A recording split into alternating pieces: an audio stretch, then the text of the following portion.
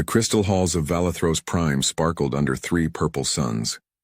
Emperor Vextar the Eternal sat on his throne made from the bones of 1,000 dead worlds. His golden skin gleamed as he looked down at the massive gathering below him. 12,847 council members filled the great chamber.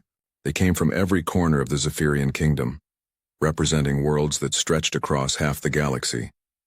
The Emperor's red eyes glowed with power as he raised one clawed hand. The noise in the chamber died instantly. For 3,000 years, his voice had commanded absolute obedience. Today would be no different. "My loyal subjects," the Emperor began, his voice echoing through the crystal walls. "We gather today to discuss a new world, a new conquest, a new addition to our glorious kingdom." General Kethmore stepped forward from the crowd. His blue armor clinked as he walked to the center of the chamber. He was the Emperor's most trusted military commander. In his long life, he had conquered over 200 worlds. No enemy had ever defeated him. "My Emperor," General Kethmore said, bowing his head, "our scouts have found a perfect target. A small blue world in a system they call Sol, the 3rd planet from their star." The general activated a holographic display above his head. The image showed a blue and green world spinning slowly in space. White clouds swirled around continents and oceans. It looked peaceful. It looked weak. "The inhabitants call themselves humans," the general continued. "They are a young species. They have barely left their homeworld. Their technology is primitive beyond belief." Murmurs of excitement rippled through the chamber. The council members loved hearing about new worlds to conquer.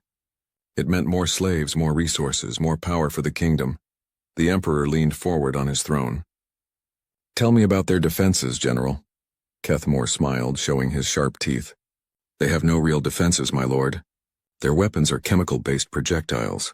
They still use explosives to power their rockets. They have no energy shields, no plasma weapons, no reality manipulators." The council members laughed. "Chemical weapons? How primitive could these humans be?" "Their largest warships are only a few kilometers long," the general added. "Our smallest fighters are bigger than their capital ships. They have achieved some basic space travel, but they move slowly, very slowly." Admiral Zethkar, the Emperor's naval commander, stood up from his seat.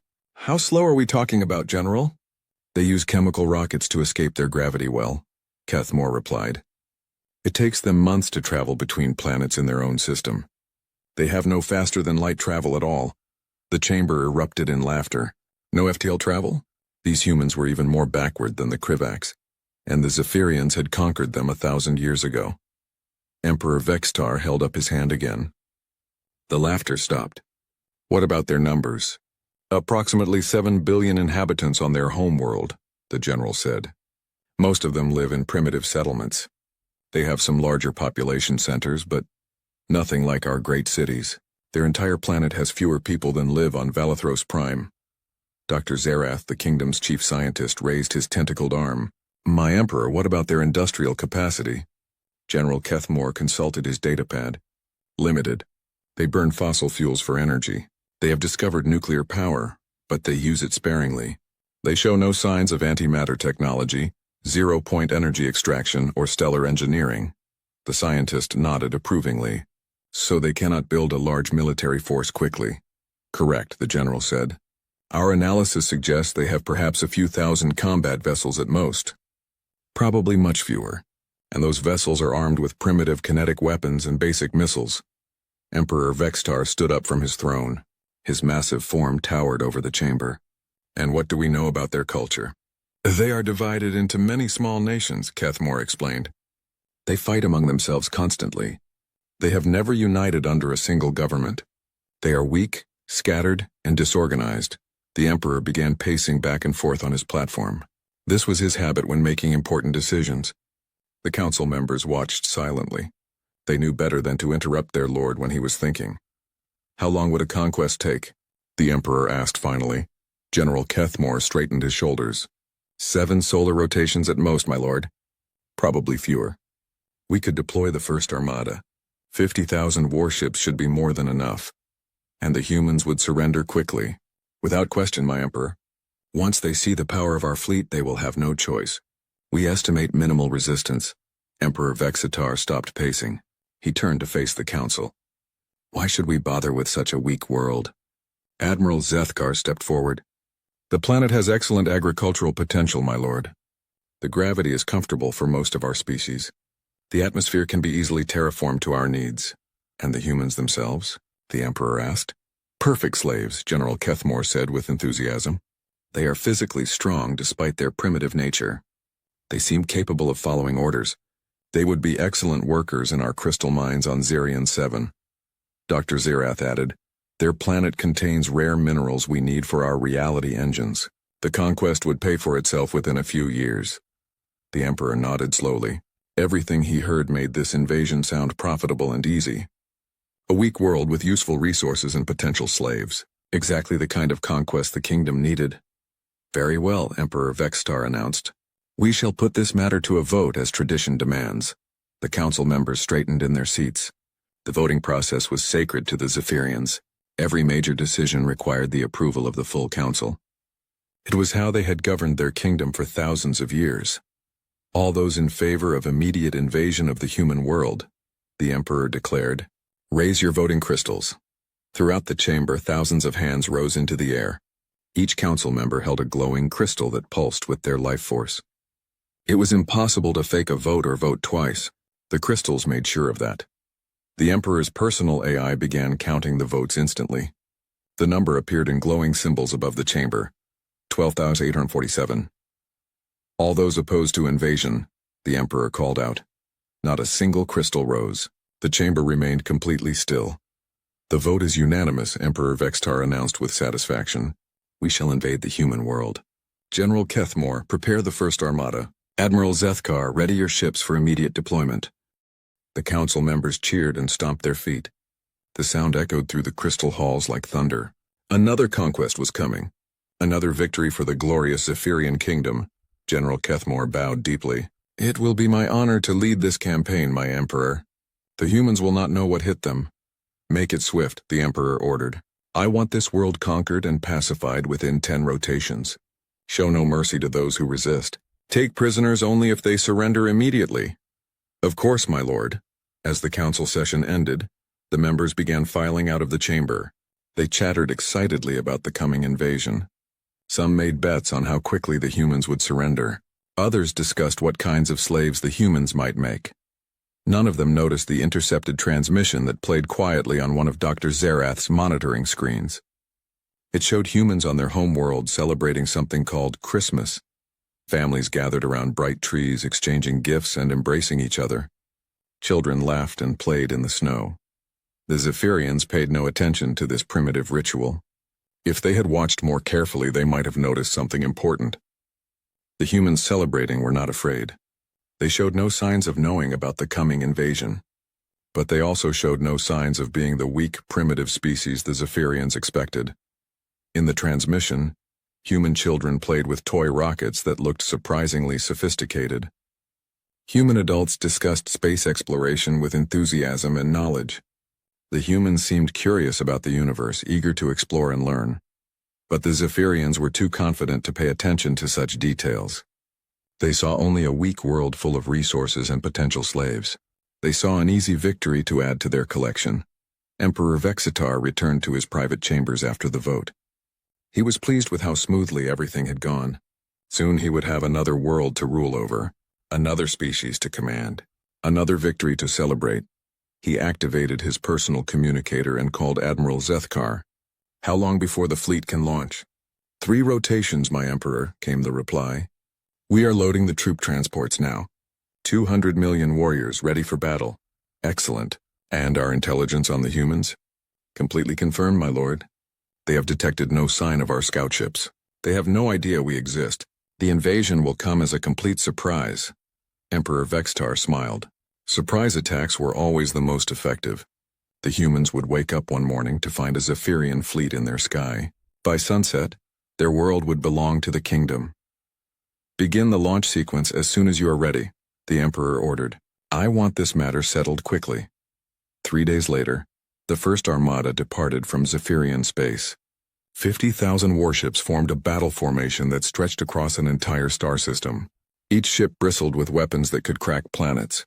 Each ship carried warriors who had conquered 100 worlds. At the center of the formation, the flagship Cosmic Dominion carried Emperor Vextar himself. He had decided to personally oversee this conquest. It would make the humans' surrender even more humiliating. As the fleet entered hyperspace, General Kethmore made one final announcement to his forces. Warriors of the kingdom, we go now to claim another world for our emperor. The humans await us weak and defenseless. This will be the easiest conquest in our history. Prepare for glory. The warriors cheered as the stars streaked past their viewports. They were confident, experienced, and completely certain of victory. After all, they had never lost a battle. They had never even come close to losing. What they did not know was that 7 billion humans were about to show them what desperation, ingenuity, and pure human stubbornness could accomplish when their species was threatened with extinction. The Zephyrian kingdom was about to learn that sometimes the most dangerous enemy is the one you completely underestimate. The Zephyrian First Armada dropped out of hyperspace at the edge of the Sol system. 50,000 warships materialized in perfect formation, their hulls gleaming under the distant light of the human star. Emperor Vextar stood on the bridge of his flagship, watching the blue dot of Earth through the main view screen. Such a small world, the Emperor mused to General Kethmore. Hard to believe it contains 7 billion inhabitants. Small worlds often breed tough fighters, my lord, the general replied. But their toughness means nothing against our superior technology. Admiral Zethkar approached from the navigation station. My Emperor, we are detecting some unusual structures around the system. Metal objects in orbit around the outer planets. The Emperor turned to look at the tactical display. Dozens of red dots appeared on the screen, scattered throughout the solar system. They looked like space stations or platforms of some kind. Are they military installations? Emperor Vextar asked. The Admiral studied his sensors. Unknown, my lord. They appear to be constructed from primitive metals, iron, steel, some composite materials. Very crude compared to our crystal technology. General Kethmore laughed. Space junk, most likely. The humans probably left debris floating around from their early attempts at space travel. Should we destroy them? Admiral Zethkar asked. Emperor Vextar waved his hand dismissively. Ignore them. They pose no threat to us. Order the fleet to advance directly to Earth. I want this conquest finished before their star sets. The massive Zephyrian fleet began moving toward the inner system. Their engines created brilliant streaks of light as 50,000 ships accelerated together. The sight was magnificent and terrifying. No species had ever seen such a display of military power. As they approached Earth's orbital space, Admiral Zethkar noticed something strange. My Emperor, I am receiving a transmission from the third planet. Already? The Emperor seemed surprised. They detected us sooner than expected. Should I ignore it, my lord? Emperor Vextar considered for a moment. No, let us hear what these primitive humans have to say. It might be amusing. The communication came through the ship's speakers. A male human voice spoke in clear professional tones. Unknown vessels, this is Admiral Chen of the Terran Defense Coalition. You have entered restricted space without authorization. State your intentions immediately or you will be fired upon. The bridge of the Cosmic Dominion fell silent for a moment. Then Emperor Vextar began laughing. The laughter spread to General Kethmore, Admiral Zethkar, and finally the entire bridge crew. The sound echoed through the command center. Did this primitive just threaten us? The Emperor asked between laughs. I believe he did, my lord, General Kethmore replied, wiping tears from his eyes. 7 billion humans against 50,000 of our finest warships, and they think they can give us orders. Admiral Zethkar checked his sensors again. I am detecting perhaps 24 human vessels in Earth's vicinity, my Emperor. Small ships, maybe 100 meters long each. They are positioning themselves between us and their planet. 24 ships? Emperor Vextar was amazed. They think 24 ships can stop us? The Emperor activated the communication system himself. His voice boomed across space toward the human fleet. I am Emperor Vextar the Eternal, ruler of the Zephyrian Kingdom. You are about to become our subjects. Surrender immediately and unconditionally, and your deaths will be swift and painless. Resist us and we will make your species suffer for generations. There was a brief pause. Then Admiral Chen's voice came back calm and steady. Well, that clears things up. Thank you for the warning, Emperor. All defense platforms, all ships, all stations, weapons free. Show these bastards what 7 billion pissed-off humans can do when someone threatens their home. General Kethmore frowned. Defense platforms? What is he talking about? Admiral Zethkar's eyes went wide as he stared at his sensor display. My Emperor, those metal objects we detected? They are not debris. They are activating. On the main view screen, the Zephyrians watched in confusion as the crude metal structures began to unfold. What had appeared to be simple space junk suddenly transformed into massive installations. Panels opened to reveal weapon systems. Support struts extended to provide stability. Power cores that had been hidden began glowing with intense energy. Impossible, General Kethmore whispered. Those readings, they show controlled miniature black holes powering those stations. Emperor Vextar felt his first moment of doubt. Black holes? These primitives have black hole technology.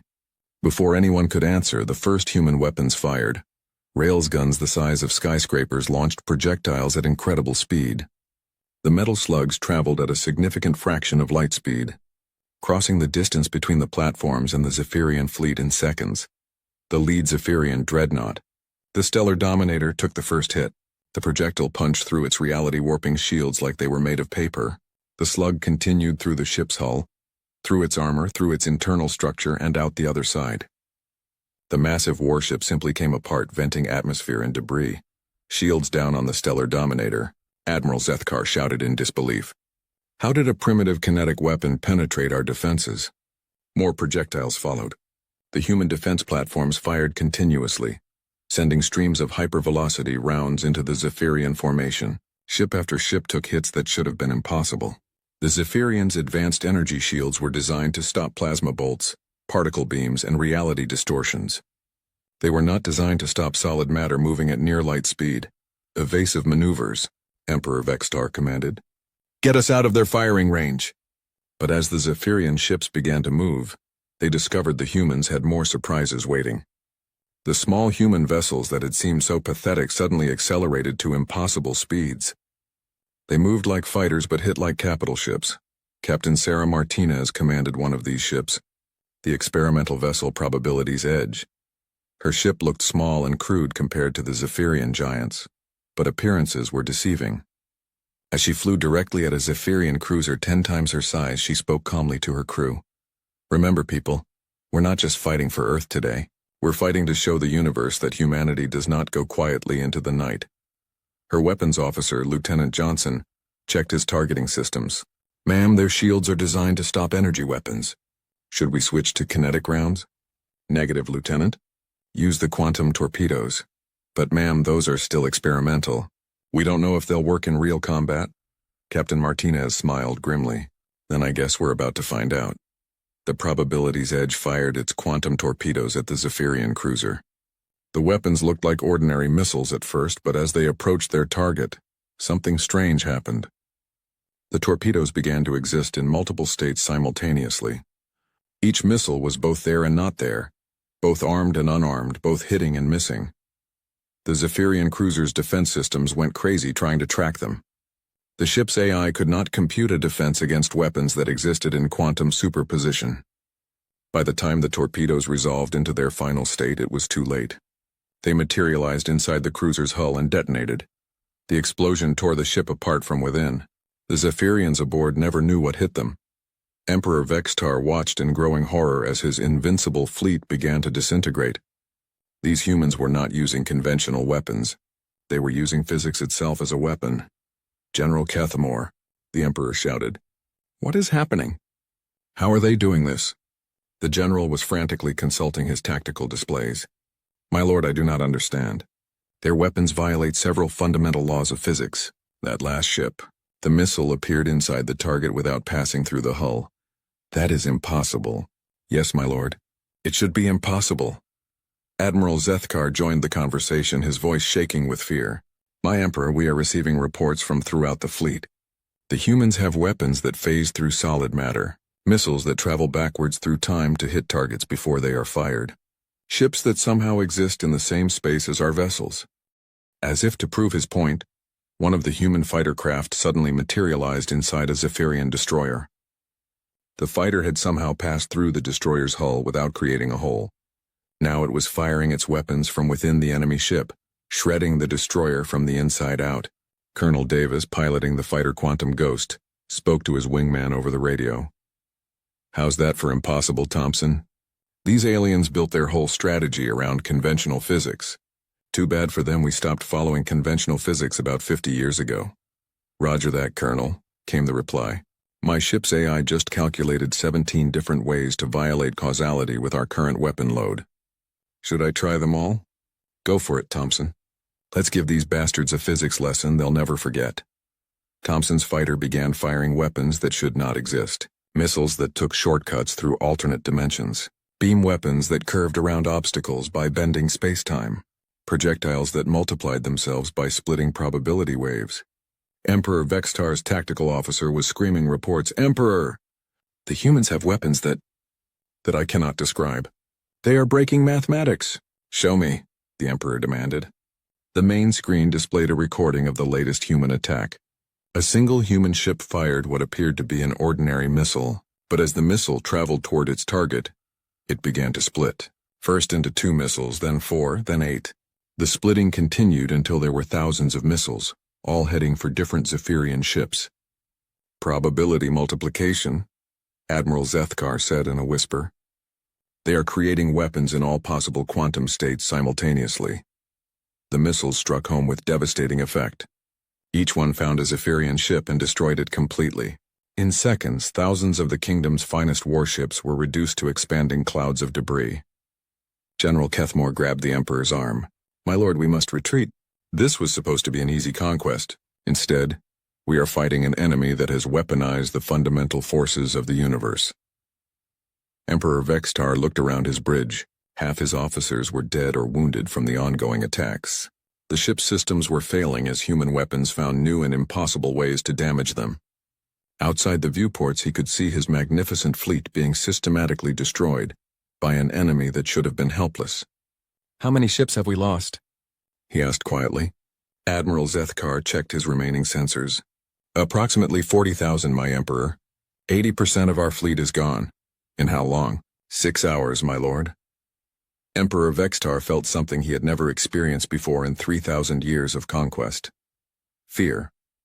These humans were not the primitive species his scouts had described. They were something else entirely.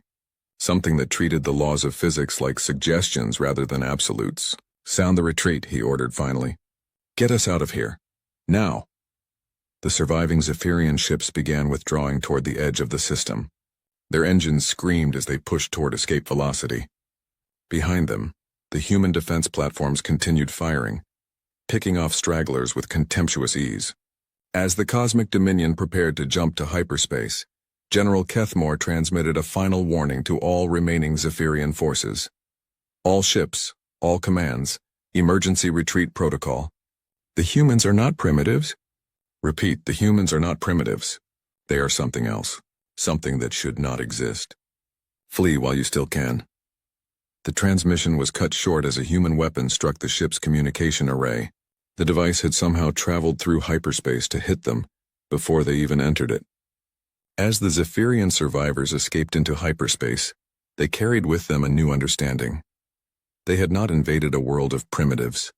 They had awakened something that viewed the universe as a playground and the laws of physics as toys to be manipulated at will. The invasion that was supposed to last 7 days had become a massacre in 6 hours. And deep down, every surviving Zephyrian knew the same terrible truth. The humans were not finished with them yet. The surviving Zephyrian ships limped through hyperspace, carrying news of their devastating defeat back to the kingdom. Emperor Vextar sat in his damaged throne room, staring at reports that made no sense. His military advisors tried to explain what had happened, but their words sounded like madness. "The humans appear to have developed weapons that violate causality," Dr. Zareth reported, his tentacles trembling as he read from his data pad. "We recorded instances where their missiles hit our ships before the weapons were fired. The effect preceded the cause." General Kethmore, his armor scarred and dented from the battle, shook his head in disbelief. "My Emperor, I have fought in over 300 campaigns. I have seen every type of weapon technology in the galaxy. What these humans have, it should not be possible." Admiral Zethkar pulled up holographic displays of the battle. "Look at this recording, my lord. This human fighter craft phases directly through our destroyer's hull. Not around it, not over it, through it. As if solid matter means nothing to them." Emperor Vextar watched the replay in stunned silence. The human ship simply appeared inside the Zephyrian vessel and began firing from within. The destroyer came apart like it was made of paper, its crew never having a chance to fight back. How? The Emperor asked finally. How do they do this? Dr. Zarath consulted his analysis. Near as we can determine, my lord, they have learned to manipulate the quantum structure of reality itself. Their ships exist in what we might call reality bubbles where the laws of physics work differently. That is impossible, the Emperor stated flatly. The laws of physics are universal constants. They cannot be changed. Apparently, my lord, no one told the humans that. On Earth, Admiral Chen stood in the command center of Luna Base, watching the retreating Zephyrian fleet disappear into hyperspace. Around him, human officers coordinated the cleanup operations. The battle had been won, but everyone knew this was just the beginning.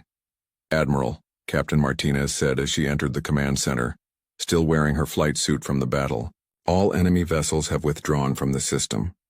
Our losses were minimal, Chen nodded. Good work out there, Captain. Your quantum phase maneuvers were particularly effective. Thank you, sir. But I have to ask, what now? They know where we are. They'll be back with more ships. Admiral Chen looked out at the stars through the command center's viewing port. Actually, Captain, I don't think they will be back. Not here anyway, sir. Chen smiled, but it was not a pleasant expression. Because we're not going to wait for them to come to us. Dr. Hawking, is the probability drive ready for field testing? Dr. Elizabeth Hawking looked up from her quantum physics calculations. She was the lead scientist on humanity's most classified project, technology that could rewrite the laws of physics in localized areas. The drive is ready, Admiral. But are you sure about this? Once we take it into enemy territory, there's no hiding what we've accomplished. They already know we're not the primitives they expected, Chen replied. Time to show them exactly what angry humans can do when we put our minds to it. Captain Martinez frowned.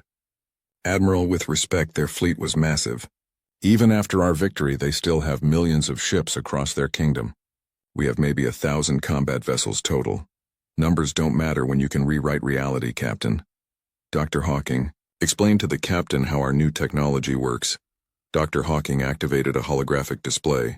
For the past 50 years, humanity has been developing something we call localized physics manipulation. Basically, we create fields where our rules override universal constants. The hologram showed a human ship surrounded by a shimmering bubble of energy. Inside this field, our weapons can do things that are normally impossible. We can fire backwards through time, exist in multiple locations simultaneously, or pass through solid matter like it's empty space. But how? Captain Martinez asked. The laws of physics are, well, laws, Dr. Hawking grinned. The laws of physics are more like guidelines. Strong suggestions, if you will. They work fine for normal circumstances, but they can be bent if you know how. Admiral Chen took over the explanation. While other species spent millennia perfecting energy weapons and stronger armor, we took a different approach. We decided to hack the universe itself. The holographic display showed human scientists working with incomprehensible equations. We discovered that reality is much more flexible than anyone believed. Matter, energy, space, time, they're all just different aspects of the same underlying structure. And that structure can be modified. Captain Martinez stared at the display. You're saying we can change the rules of reality? In small localized areas, yes, Dr. Hawking confirmed. Our ships carry quantum field generators that create pockets of space where human-defined physics take precedence over universal physics. That's why your quantum torpedoes could materialize inside enemy ships, Admiral Chen added. Inside our reality bubbles, solid matter is just another state that can be bypassed. Meanwhile, in Zephyrian space, Emperor Vextar was learning more disturbing news from his scientists. Dr. Zarath had been analyzing the captured human technology from the battle, and his findings were terrifying. My Emperor, the scientist reported, his voice shaking with fear. I have determined how the humans accomplish their impossible feats. They have developed technology that allows them to edit the fundamental constants of physics. The Emperor leaned forward on his throne. Explain. Every human ship generates what we might call a physics field, Dr. Zarath continued. Within this field, their preferred version of reality takes precedence over normal universal laws. They can decide, for example, that their missiles travel faster than light, or that their ships can exist in the same space as solid objects. General Kethamore interrupted. Are you saying they can simply decide that physics works differently? In a localized area, yes. It requires enormous amounts of energy, but they have apparently solved that problem as well. Emperor Vextar felt a chill run through his body. If they can change physics itself, then no defense is possible. Our shields, our armor, our weapons, all of them assume that certain physical laws will remain constant. Exactly, my lord. Against an enemy that can rewrite reality, conventional warfare becomes meaningless. As if to prove the point, alarms suddenly began blaring throughout the Zephyrian command ship. Admiral Zethkar rushed to his sensors, his face going pale as he read the displays. My Emperor, human ships are appearing throughout our fleet. Appearing? What do you mean, appearing? They are materializing inside our formations, sir. Not approaching from outside, literally appearing from nowhere. On the main view screen, the impossible sight unfolded before them. Human ships simply popped into existence in the middle of the Zephyrian fleet. Some appeared inside Zephyrian vessels. Others materialized in groups as if they had traveled through dimensions that did not exist. Captain Martinez was aboard one of these ships, the Probabilities Edge, leading humanity's first offensive operation into enemy space. She spoke calmly to her crew as reality bent around them. Remember, people, we're not just here to fight. We're here to send a message. The message is simple. Humanity does not forgive threats to our home world. Her tactical officer, Lieutenant Johnson, monitored the ship's reality field generators. Captain, the local physics modifications are holding steady. We can maintain our current impossible status for approximately 6 hours. More than enough time, Captain Martinez replied. Weapons target their command ship. Use the causality reversal missiles. The human weapons fired, and the results were exactly as advertising. The Zephyrian command ship exploded before the missiles were launched. From the aliens' perspective, their flagship simply disintegrated for no reason, and only later did they see the human weapons being fired. Emperor Vextar's escape pod ejected from his dying ship, just as the vessel came apart around him. As he floated in space, watching his fleet being systematically destroyed by enemies that should not exist, he tried to contact his remaining forces. All ships, emergency retreat. The humans have followed us. They have weapons that break time itself. But his warning came too late. The human ships were already among the Zephyrian fleet, using their reality-bending technology to destroy enemies with contemptuous ease. Ship after ship exploded as human weapons found new and creative ways to violate the laws of physics. Dr. Hawking, monitoring the battle from her ship, the Quantum Possibility, made notes on their weapons' effectiveness. Fascinating, she said to her research team. The causality reversal warheads are working even better than simulated. We're achieving a 97% hit rate. Her assistant, Dr. Park, looked up from his instruments. Dr. Hawking, I'm reading some interesting quantum fluctuations from the enemy ships. It's almost like they're trying to generate their own reality fields. Of course they are, Dr. Hawking replied with amusement. They're desperate. But they're trying to copy technology they don't understand. Watch what happens. On the display they could see several Zephyrian ships attempting to create their own physics manipulation fields. The results were catastrophic. Without understanding the underlying quantum mathematics, the Zephyrian attempts at reality modification simply tore their own ships apart. Poor bastards, Dr. Park said, watching enemy vessels implode as their amateur reality fields collapsed. They're trying to change physics without understanding what physics actually is. Colonel Davis, flying his fighter Quantum Ghost through the middle of the enemy formation, was having similar observations. Control, this is Ghost Leader. The enemy is trying to copy our tech, but they're doing it wrong. They're creating paradox cascades instead of stable reality bubbles. Confirmed, Ghost Leader, came the reply from Admiral Chen.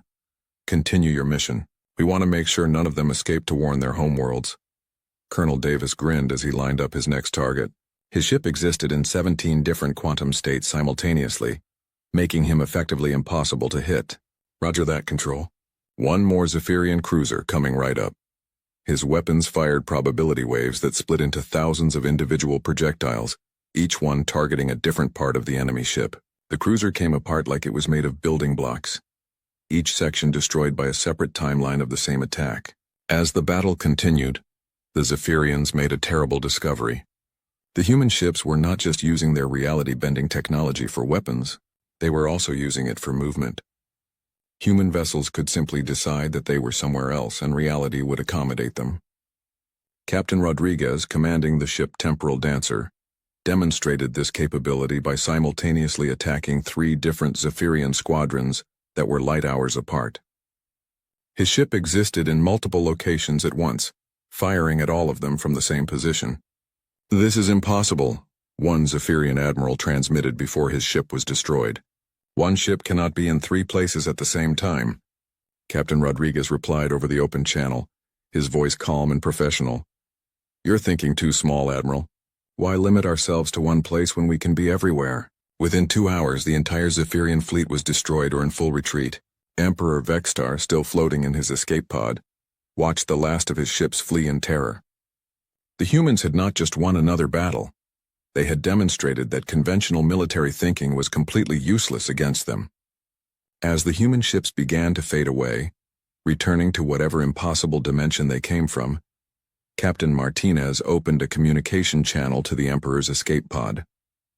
"Emperor Vextar," she said, her voice carrying across space. "This is Captain Martinez of the Terran Defense Forces. I have a message for you and your kingdom."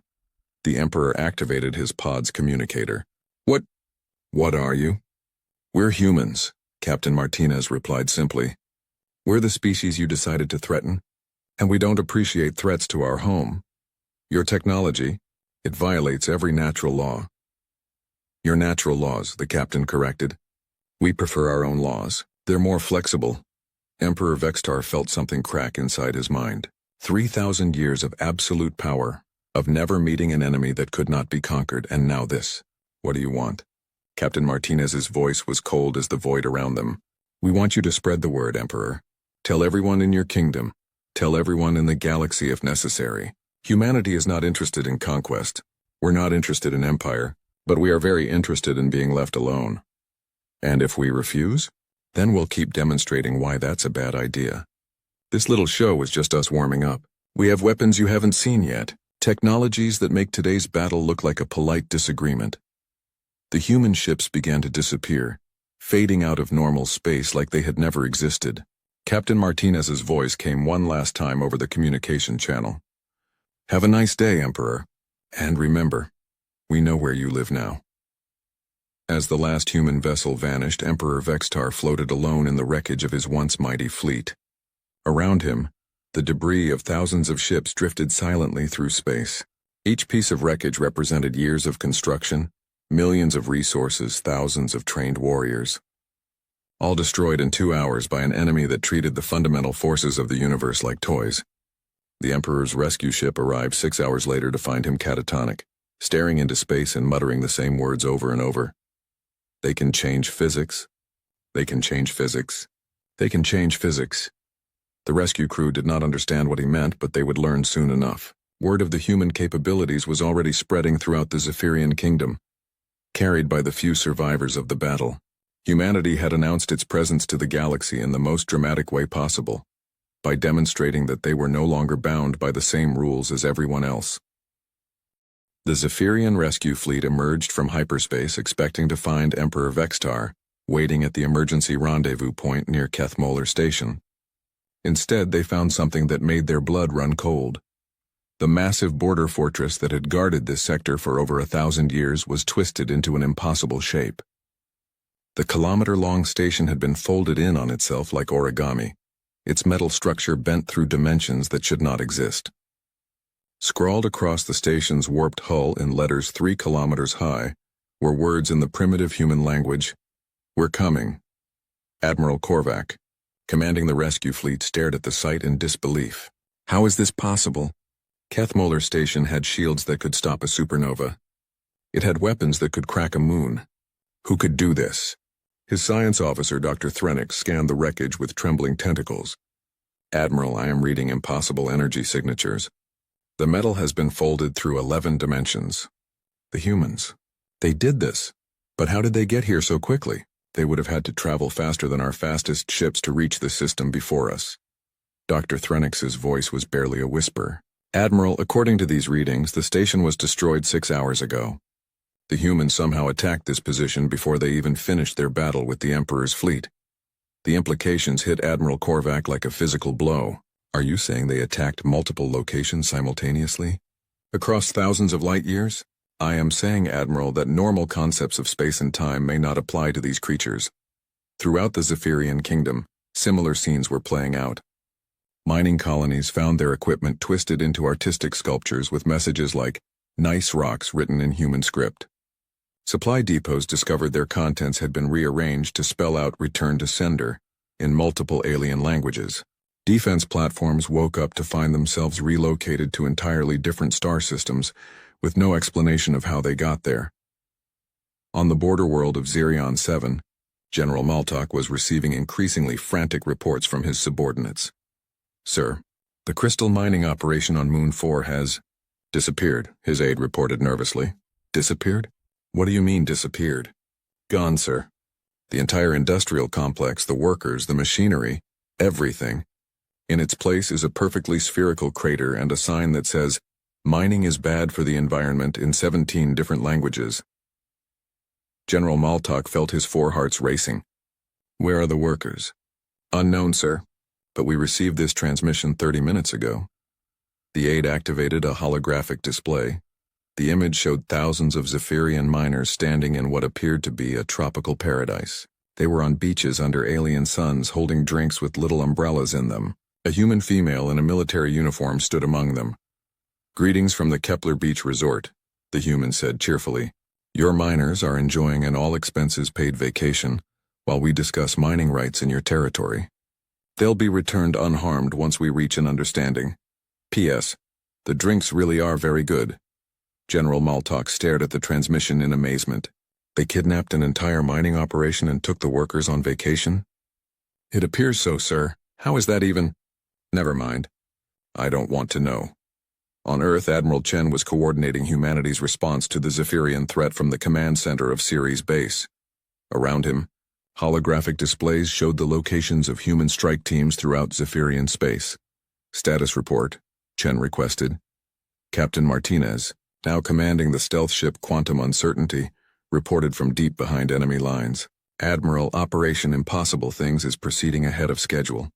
We've neutralized 17 military installations, relocated 43 mining operations, and convinced approximately 2 million Zephyrian civilians to take early retirement.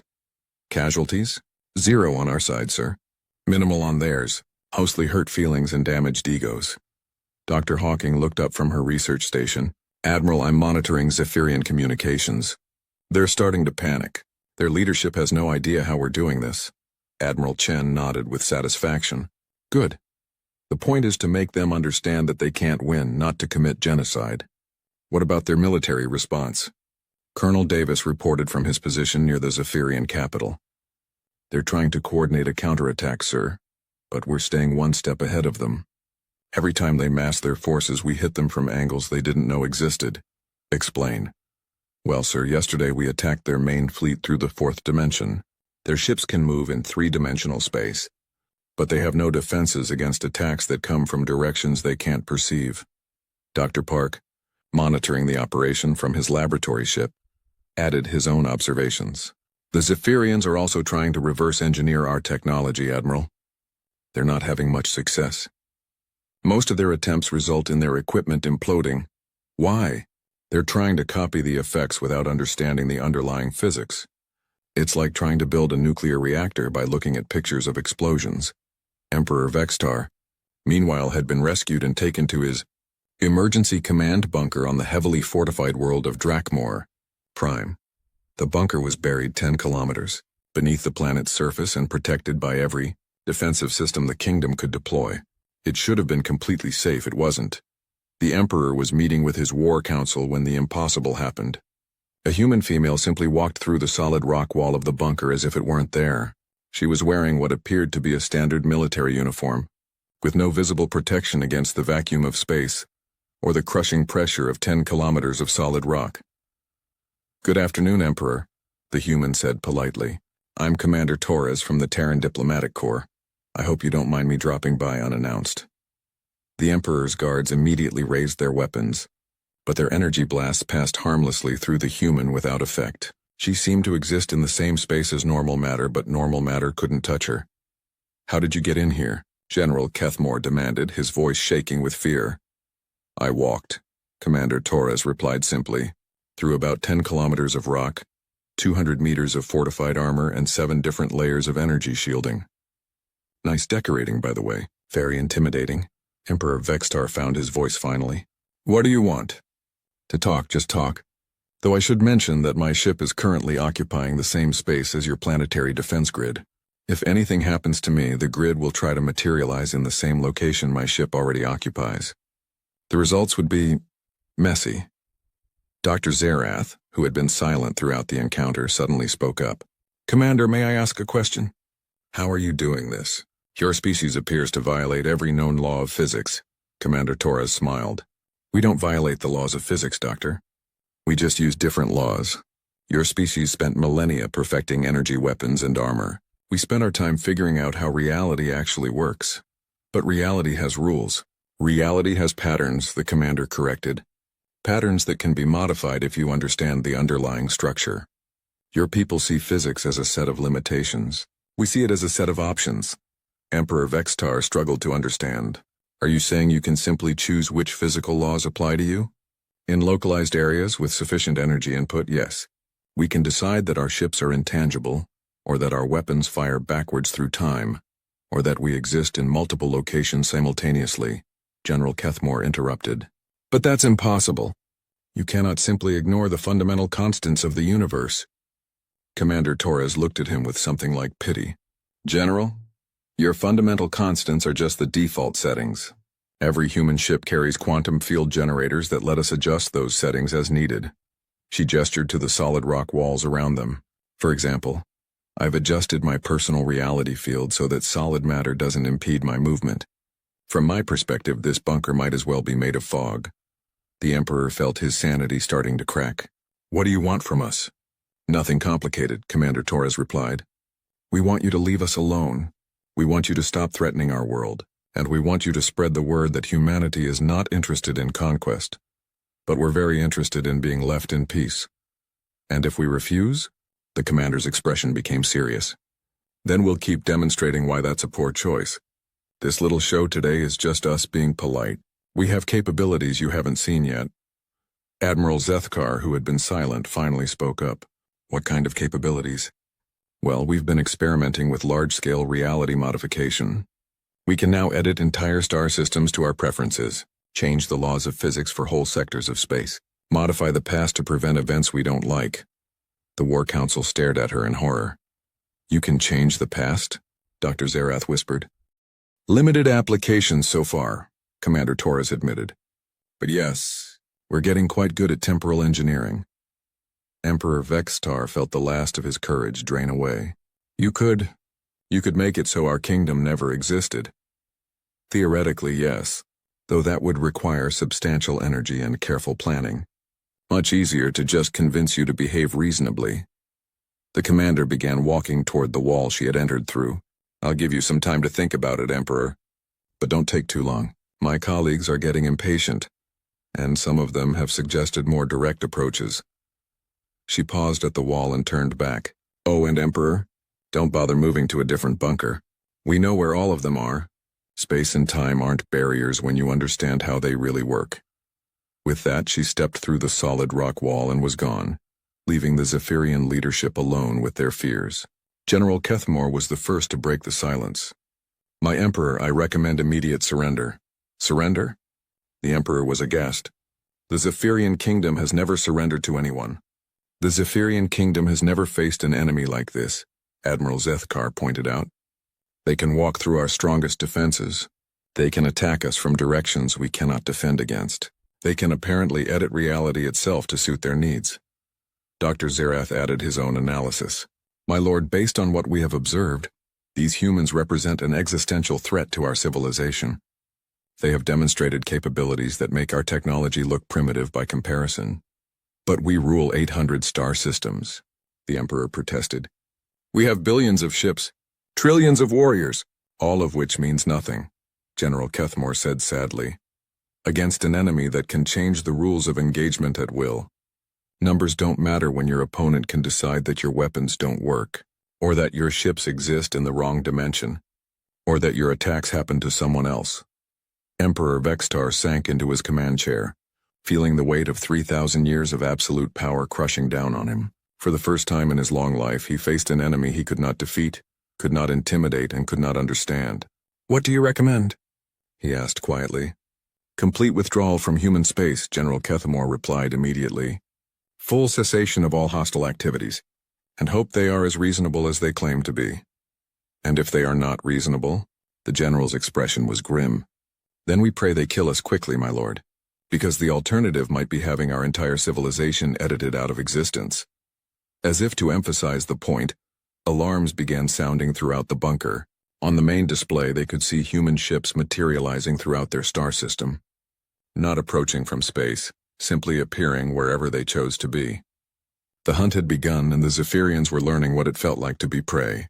6 months had passed since the Zephyrian kingdom voted to invade Earth. 6 months that had turned into the worst nightmare in the Empire's 3,000-year history. What had begun as a simple conquest of a primitive world had become the complete dismantling of galactic civilization's greatest power. Emperor Vextar sat alone, in what remained of his throne room on Valethros Prime. The crystal walls that once sparkled under 3 purple suns were now cracked and dim. Most of his kingdom was gone, not conquered, not destroyed, but simply edited. The humans had found ways to make Zephyrian victories throughout history never happen at all. His communication system chimed with an incoming message. The Emperor's hand shook as he activated it, knowing what he would see. Admiral Chen's face appeared on the screen, as calm and professional as always. "Good morning, Emperor Vextar," the human said politely. "I hope you've been well. I wanted to personally inform you that we've completed our review of your Empire's historical activities." The Emperor's voice cracked as he replied. What have you found?" "Quite an impressive record, actually. 847 worlds conquered over 3 millennia. 23 billion sentient beings enslaved or killed. Entire civilizations wiped out for resources or simply for sport. Your kingdom has been remarkably thorough in its cruelty." Admiral Chen paused, consulting a datapad. "We've been particularly interested in your treatment of the Krivax species. Apparently you hunted them to extinction for entertainment purposes. The last of their kind died in your gladiatorial arenas about 400 years ago." Emperor Vextar remembered the Krivax. They had been a peaceful species. Artists and philosophers who created beautiful music. The Zephyrians had enjoyed watching them fight each other to the death in elaborate combat scenarios. "We've also noted your handling of the Draconi Rebellion," Admiral Chen continued. "When they refused to continue mining operations on their toxic homeworld, you responded by poisoning their atmosphere and forcing them to work in protective suits. Clever solution in a horrifically cruel way." "What do you want?" the Emperor whispered. "Justice," Admiral Chen replied simply. "We've spent the last 6 months developing what we call a justice engine. It's a fascinating piece of technology that calculates the exact amount of suffering your empire has caused and applies equivalent consequences." The Emperor felt his blood turn to ice. "What kind of consequences?" "Well, that's where things get interesting. You see, we've moved beyond simple reality manipulation. We can now edit causality itself on a massive scale. We can make events unhappen or make different events happen instead." Admiral Chen gestured to someone off-screen. Dr. Elizabeth Hawking stepped into view, carrying a device that made the Emperor's reality sensors scream warnings. "Dr. Hawking has been working on temporal justice protocols," Admiral Chen explained. "The device she's holding can retroactively prevent your empire from committing its worst atrocities. Every species you destroyed will instead survive. Every world you poisoned will remain clean. Every civilization you enslaved will remain free." Emperor Vextar stared at the device in horror. "You cannot simply change history." "We can't?" Dr. Hawking seemed genuinely surprised. "We've been doing it for months. For example, remember the Vorthon system? You sterilized all 4 planets there about 2,000 years ago to clear them for mining operations." The Emperor nodded mutely.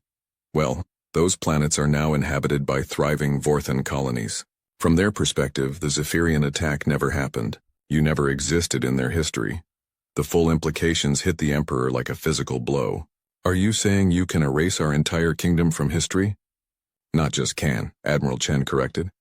"We have been, star system by star system, year by year, We've been editing your empire out of existence. Every species you oppressed now remembers freedom instead of conquest. Every world you destroyed now remembers peace instead of war. Dr. Hawking activated her device, and holographic displays showed the effects. Across the galaxy, formerly dead worlds now teemed with life. Species that had been extinct for centuries now filled the stars with their songs and stories. The Zephyrian Kingdom's 3 millennia of conquest had been systematically undone. But how is this possible? Emperor Vextar asked desperately. You cannot simply rewrite 3,000 years of history. Actually, it's remarkably straightforward once you understand the underlying principles, Dr. Hawking replied cheerfully. Time isn't linear, it's more like a web. Change one strand and you can affect the whole structure. We've just been very careful about which strands we modify. Admiral Chen leaned forward on the screen. But here's the beautiful part, Emperor. While we've prevented your empire from committing its atrocities, we haven't erased you personally from existence. You get to remember everything. Every conquest that never happened. Every species you failed to destroy. Every world that prospered instead of dying. The Emperor realized with growing horror what they had done. You are making me watch my empire disappear piece by piece. Exactly. We considered simply erasing you entirely, but that seemed too merciful. Instead, you get to experience the cosmic justice of having your life's work undone completely while remaining fully aware of what you've lost. Colonel.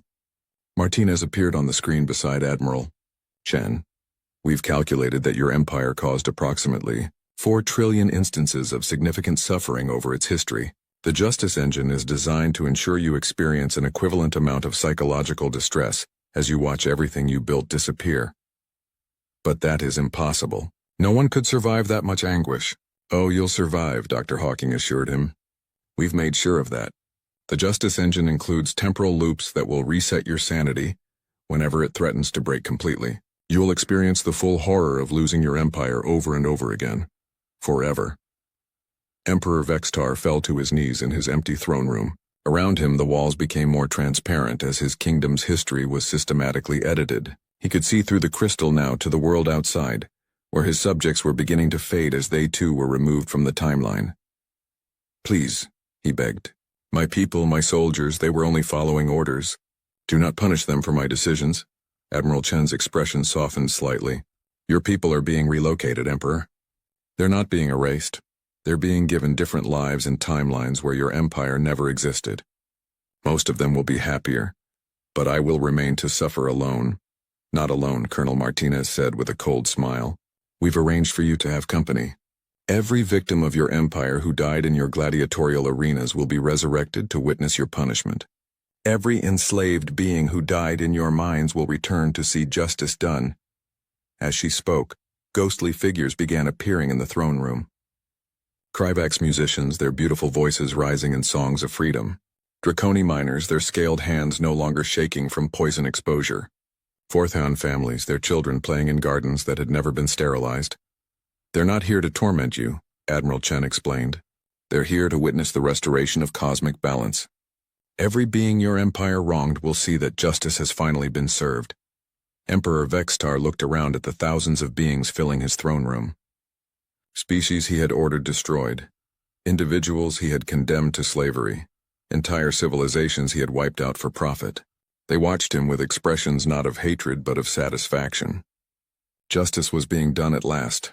How long must I endure this? The Emperor asked. Dr. Hawking consulted her calculations. Based on the amount of suffering your empire caused, approximately 4 trillion subjective years. Don't worry, though. We've modified your perception of time so you'll experience every moment fully. And then? Then nothing, Admiral Chen replied. The Zephyrian Kingdom will have never existed. Your victims will live peaceful lives in timelines where they were never threatened. The universe will be a kinder place. The Emperor felt the last of his sanity beginning to slip away as the Justice Engine activated. Reality twisted around him as he began to experience every moment of suffering his empire had caused, viewed from the victim's perspective. He felt the fear of the Kryvax as they were hunted for sport. He experienced the despair of the Draconi as their world was poisoned. He lived through the anguish of parents watching their children enslaved. But just as madness threatened to claim him, the temporal loop reset. His sanity returned and he remembered everything that was happening. The cycle would begin again and again and again. As the last traces of his empire faded from history, Emperor Vextar managed one final question. Why? Why not simply kill me quickly? Admiral Chen's voice seemed to come from very far away, as reality continued to reshape itself. Because, Emperor, your species made a fundamental error. You thought humanity was weak because we seemed primitive. You thought we were easy prey because our technology looked simple. You forgot the most important rule of the universe. Colonel Martinez added, never threaten someone's home unless you're absolutely certain you can win the fight that follows. Dr. Hawking made final adjustments to her justice engine. And especially never threaten humanity's home during Christmas. We take that holiday very seriously. The Emperor's last coherent thought before the cycle of suffering began in earnest was a warning he wished he could send to every species in the galaxy. Never, ever, underestimate beings who can rewrite reality itself when they are motivated by righteous anger. But there was no one left to warn. The Zephyrian kingdom had voted to invade Earth, and that vote had sealed their fate. The kingdom's folly was complete. In the aftermath, as the timeline settled into its new configuration, humanity became known throughout the galaxy not as conquerors, but as the species that enforced cosmic justice. Other civilizations whispered stories about the reality shepherds, beings who would appear whenever the strong preyed upon the weak, bringing with them weapons that could edit existence itself. Admiral Chen's final log entry became galactic law, transmitted to every species capable of receiving it. We are humanity. We do not seek conquest. We do not desire empire. We want only to be left in peace to celebrate our holidays and raise our children. But if you threaten our world, if you vote to invade our home, remember this. We do not just fight wars. We redefine what war means. We do not just win battles. We edit reality so that our enemies never existed to begin with. This is not a threat. This is a promise. And in his crystal prison experiencing eternal justice, Emperor Vextar the Eternal learned that some follies echo through eternity, especially when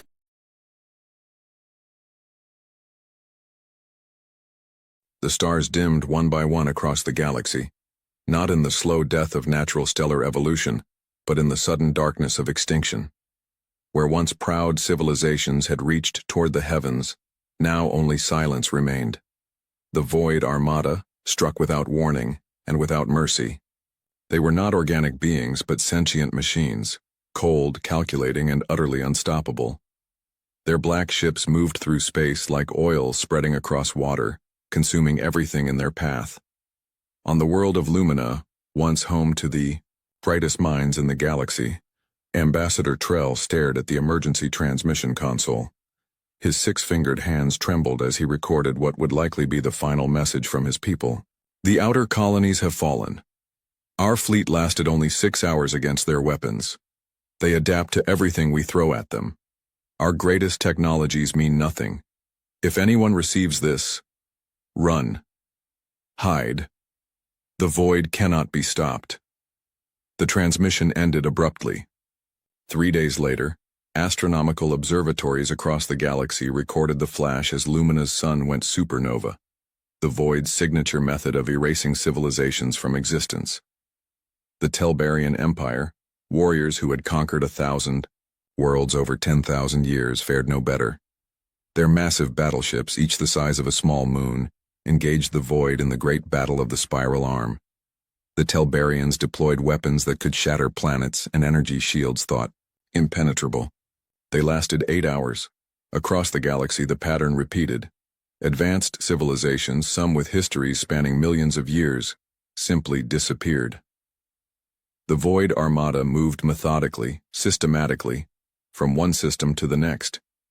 Their strategy was perfect, their adaptability unmatched. Whatever weapons were used against them became useless in minutes as they reconfigured their defenses. Fear spread faster than light. Trade stopped, alliances crumbled. Species that had cooperated for millennia now hoarded resources and technology, believing isolation might save them. It never did. In a small, unremarkable spiral arm of the galaxy, on the third planet of an average yellow star, humans went about their lives unaware of the approaching storm. Earth in 2157 was not a united world, but it was a peaceful one. The nations still maintained their borders, but global cooperation had reached unprecedented levels. Climate stabilization efforts had succeeded, the first permanent bases on Mars, and Europa thrived. Humanity had just sent its first crewed mission beyond the solar system 5 years earlier. Commander James Reed stood on the observation deck of Orbital Defense Station Alpha, watching Earth rotate slowly beneath him. 43. Reed had the weathered face of someone who had seen both beauty and hardship in space. His close-cropped gray hair and steady blue eyes gave him an appearance of calm authority that had served him well throughout his career. "Beautiful view," said Director Wilson, joining him at the viewport. She was the civilian head of the Earth Space Defense Force, a tall woman with dark skin and the sharp mind of a career politician who had unexpectedly found her calling in the stars. "Always is," Reed replied. "Though I'd enjoy it more if you hadn't called an emergency meeting at 300 hours. Wilson didn't smile. "You'll want to see this first, before the politicians start arguing about it." They walked to the station's secure briefing room where 3 others waited: Dr. Howard from Xenobiology, General Santos of Earth Combined Forces, and someone Reed didn't recognize. A thin, pale man who looked like he hadn't slept in days. "This is Dr. Park," Wilson said. He was monitoring deep space signals at the Europa station when he picked up something unusual. Dr. Park nodded nervously. "It wasn't on any of our standard frequencies. I almost missed it. The signal pattern seemed artificial but unlike anything in our databases." "Show him," Wilson said. Park activated the room's holographic display. A strange ship appeared, sleek, almost organic in design, clearly not of human origin. It had landed in the Arctic wilderness just 3 hours earlier. "First contact?" Reed asked, his heart racing despite his calm exterior. "Yes and no," Wilson replied. "They're not hostile. In fact, they're refugees." General Santos leaned forward. "Refugees from what?" Dr. Howard answered, his voice grave. "From something they call the Void Armada. According to our limited communication so far, these beings, they call themselves the Arcanians, were once part of a highly advanced civilization. They've been running for almost 2 years, staying just ahead of the Void's advance." Reed studied the image of the alien craft. "And they came to us? We're barely space-capable by galactic standards." "That's the thing," Park said, his voice gaining strength as he spoke about the data. "According to their star charts, the Void has been expanding in a predictable pattern. Every advanced civilization with significant technological development has been targeted and destroyed. But they seem to ignore less developed worlds." "So we're too primitive to be worth destroying?"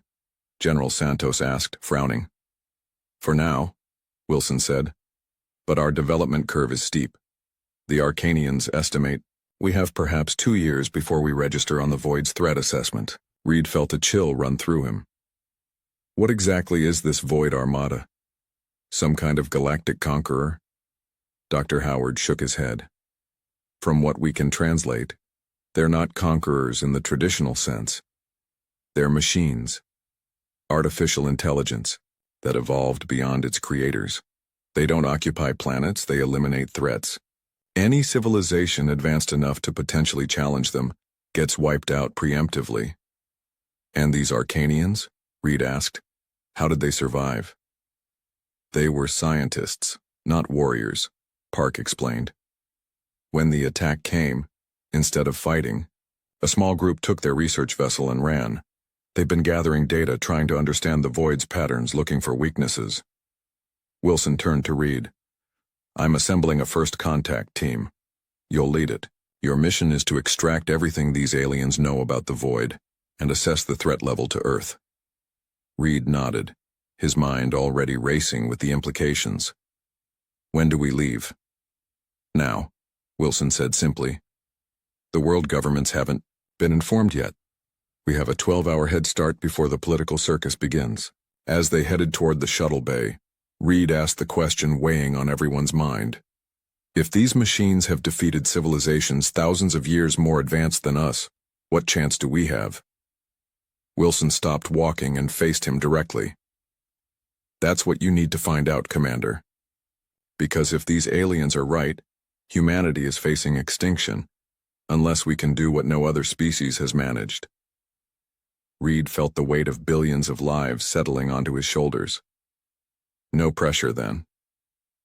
The journey to the Arctic landing site took less than an hour in the hypersonic shuttle.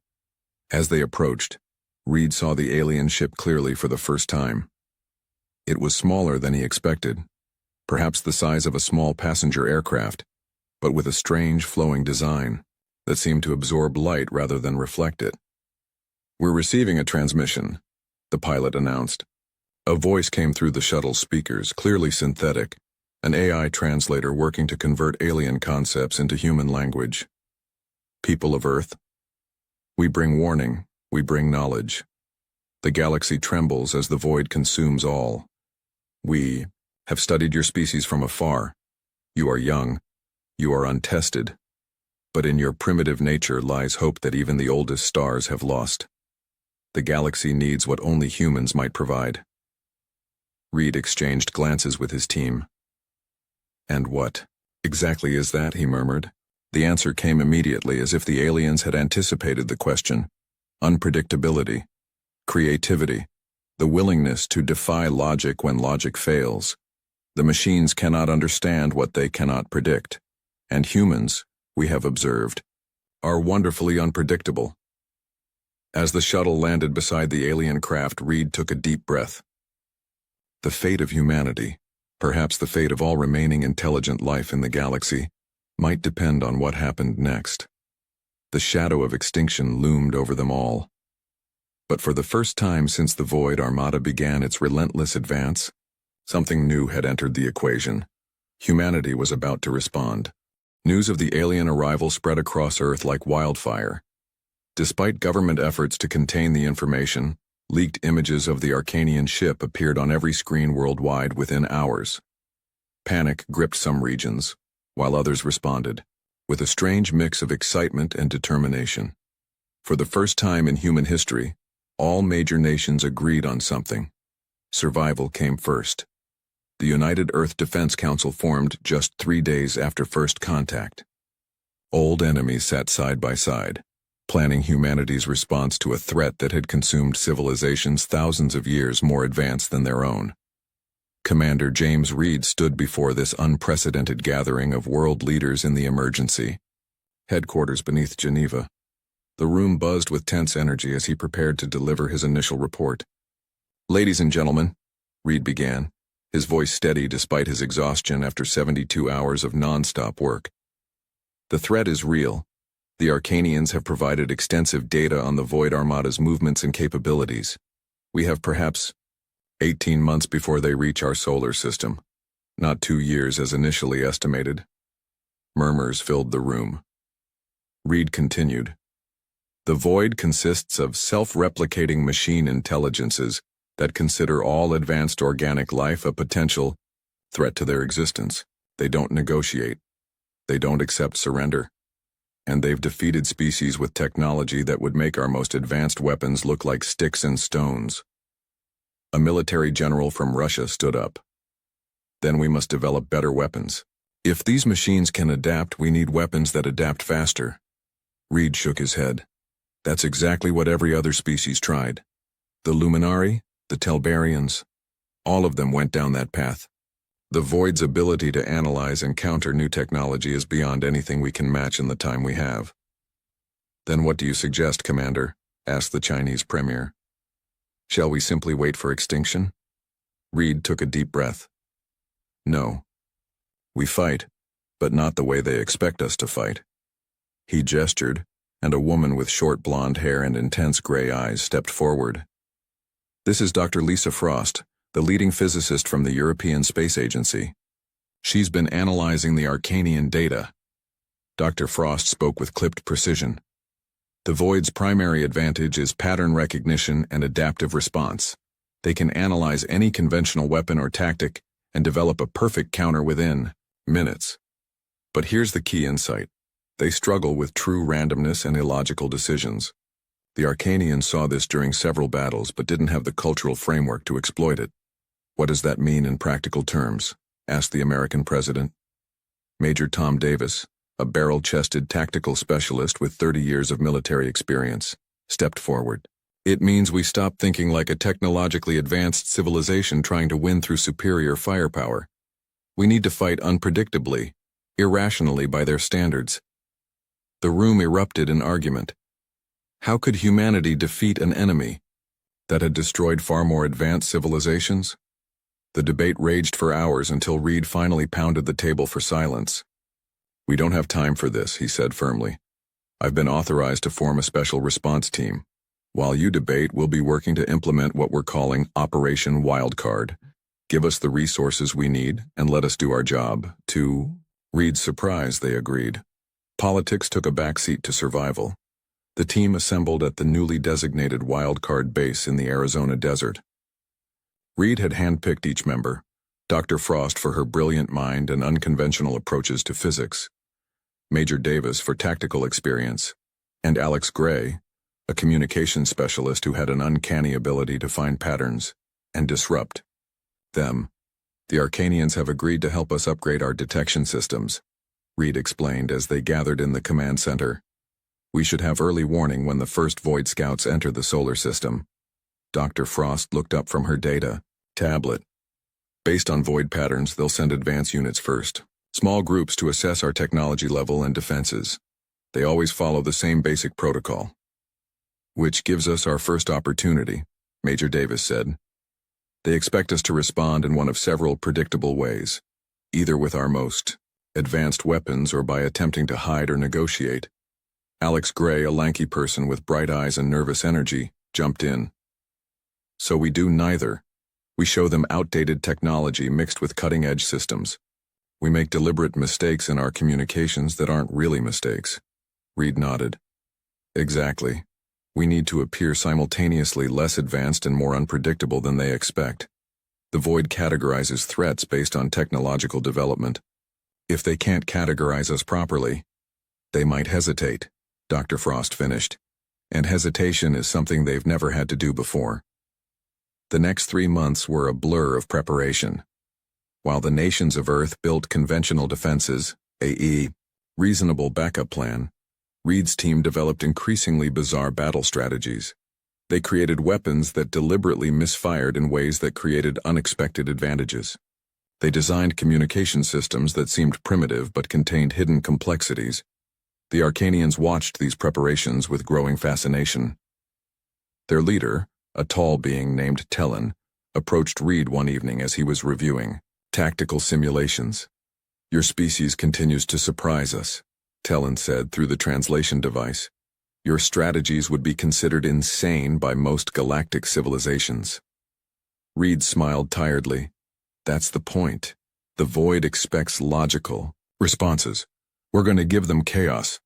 Tellin's large, multifaceted eyes blinked slowly. "There is an old saying among my people. In the ordered garden, the wild plant often survives the frost.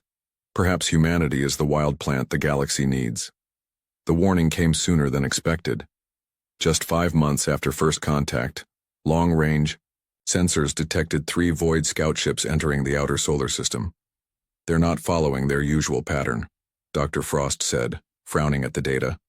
"They're moving faster, more directly than the Arcanians predicted." "They've evolved their approach," Reed realized, "which means they've already identified something unusual about us." "The Arcanians," Major Davis suggested. "The Void must have tracked their ship here." Reed nodded grimly. "Activate Operation Wildcard. All stations. Implement Protocol Chaos." Across the solar system, human defenses responded in ways no military strategist would consider rational.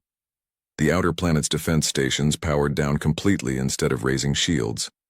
The Mars colony broadcast ancient radio signals containing Earth music from the 1950s. Meanwhile, the most advanced Earth ships took positions that seemed randomly scattered, but actually formed a complex 3-dimensional net.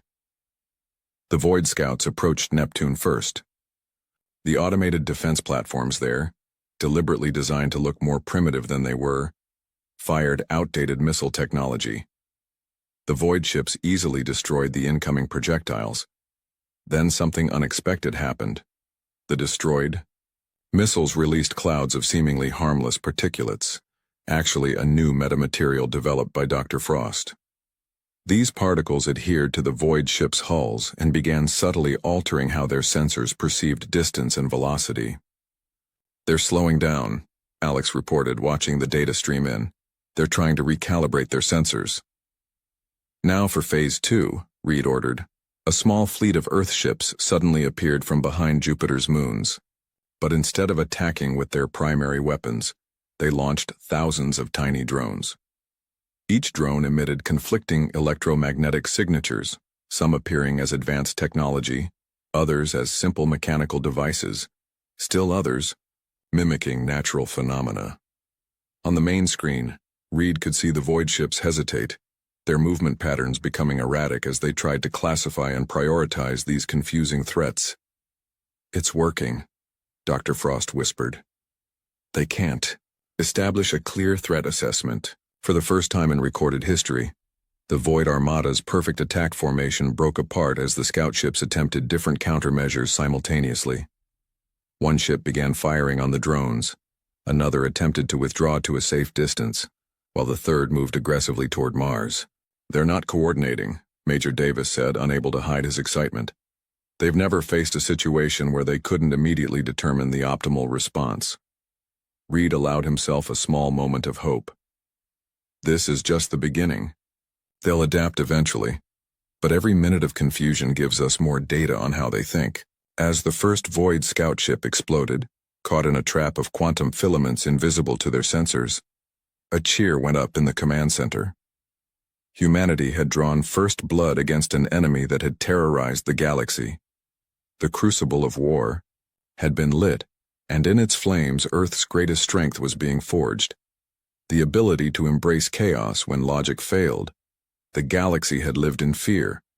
Now, humanity was responding, not with superior technology or greater numbers, but with the beautiful unpredictability that made them uniquely human.